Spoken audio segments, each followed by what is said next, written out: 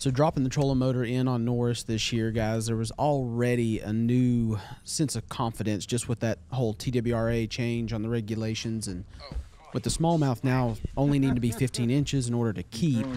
Now that gave me that peace of mind that these areas that I'd focused on before and couldn't really find those 18-inch keepers, and I'd find some largemouth. They were typically gone for me on tournament day. It just allowed me to ease into the practice sessions here as we got on Norris, and allowed me to focus on those areas I really had confidence in catching fish. So Snyder got to go down on Monday when it was really, really warm. We knew there was a cold front coming through. So when me and Dad got to go down on Thursday, the cold front was kind of coming in. We focused on more pre-spawn staging areas. We had heard people talking about the fact that there were some spawning fish that were up, but I really didn't want to go look for that because I knew with the cold front coming through, I didn't feel like there was going to be new fish moving up. So we really focused in on the guts of these pockets. We were looking for bait, just looking for active areas, and I'd even said to Snyder, you know, don't worry about trying to find a specific pattern or a specific technique. Just kind of focus in on, let's find us some active areas where there's some bait and some life. So for me and Dad, we had a good overcast day. We had some good wind, so the A-rig played a lot, and we still caught them also on a single Kitech and that forward-facing sonar minnow anytime we could get around bait. But that was what we were going into the tournament with as our game plan. But we also knew that the day of the tournament we were going to have very different conditions. Wind was going to be coming from a very different direction.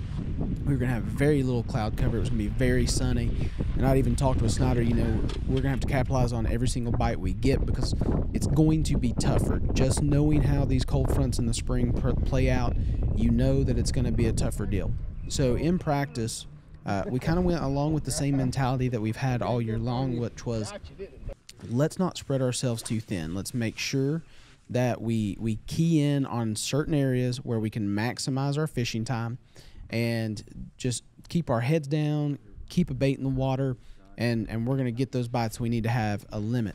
Again, for us, the end goal is, you know, to make that top 10, top 15, try to get qualified for the Bassmaster Team Championship, and we're needing to be around that 12-pound mark per tournament, you know, kind of averaging somewhere in the neighborhood of 45th place to get to that. So when we came into the tournament day, we decided to focus in on the first third of Cove Creek, and that was going to be our starting point. A lot of clear water, and again, some good pockets that were loaded up with bait, a lot of active fish. And as we started out the day, I went directly to the A-rig. Snyder was throwing the Kitech, and right here on our second bite of the day, he hooks into a really good fish. We're both just totally pumped up, excited. Got a little too excited, both of us. That fish came off, and that one hurt a little bit, and took us a little bit of time to come back from.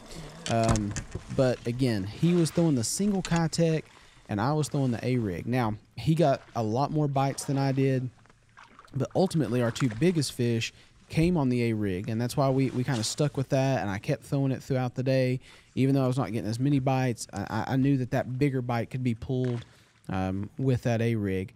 One thing that we did find was very key, as opposed to Douglas, of course. You know, Douglas had a lot more color in the water. On both the Kitech and the A-rig here, the key difference was we had a lot more natural colors. Kitech colors are in that ghost rainbow shad, you know. My center A-rig color was a smallmouth magic. But if you notice here, we're kind of staying in that shade. We're hugging these areas. This is our second keeper in the boat. We move on out of this pocket here as we're heading out. And just on these little rock transitions, these fish would be coming up out of about 10 to 15 foot of water. And one big difference with these high bluebird skies, these fish were hunkered down on the bottom. And Snyder was working that bait extremely slow, just letting that single swim bait just tick those rocks. Now, for me with the A-rig, I didn't want to get it down into those rocks. I didn't want it to get hung up. So one thing I was doing with the live scope is I was making sure that A-rig was running along the contour of the bank, that it was just following that contour, maybe just a foot off the ground. That way those fish that were hunkered down didn't have far to go to get it. Still had a lot of followers that would come out and follow it for a few feet and then head back into the bank. So the A-rig definitely was not the go-to. I think if we'd have committed to that, we would have ended up not bringing in a limit. But the biggest thing was we were able to get our limit here in Cove Creek eventually, even though we lost a couple fish.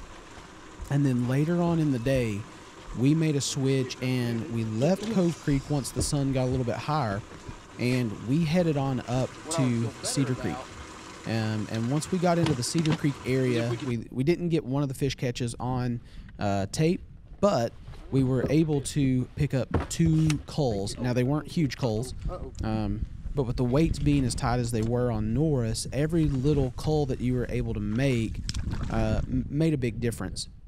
So the first one we picked up on a worm in an area that fish will typically pull up and spawn there. Don't think that this fish was spawning, but picked it up on a worm. That's the one we didn't get on camera. And then we headed on into Cedar Creek a little bit deeper, and we pulled around to an area, fished it, didn't get any bites. I wanted to hop down to one more spot. We had about 10 minutes before we had to run back to the weigh in all the way up at Loneshoe Park. And you can see us here coming in onto this flat. And as we sit it down, I'm jumping down and broken off my worm. I'm retying that. Snyder jumps up with the A-rig, and even though we weren't supposed to have a lot of wind, we had a little more wind than I guess the weatherman had predicted, and it had blown up a good little mud line right here on this kind of clay do-nothing point, and he fires this A-rig out towards the dock, and as he's bringing that into that mud line, which can always be a great pattern, they use that as an ambush point. And as he's reeling that A-rig through there, he loads up on our second biggest fish of the day. So again, those 2 biggest fish came on the A-rig. The other 3 that we weighed in all came in on a single Kitech. But like I was saying, even though these culls were maybe 1/4 pound to 1/2 pound in an upgrade, that's big, because with the length limit changing on smallmouth, there's a lot more limits coming in on Norris. But overall on the day, guys, we ended up with 11-19. I feel like we could have been somewhere in that 13-pound range if we'd have got those other 2 fish in that we had, which would have been really, really nice. But we're still not going to get frustrated or mad about it. We're super pumped to walk away from Norris with a limit. And like I said, having that length limit change for us and having more smallmouth in play was a great thing for us. Overall, we finished the day in 42nd place, and that moved us up from 15th place in the standings to 12th.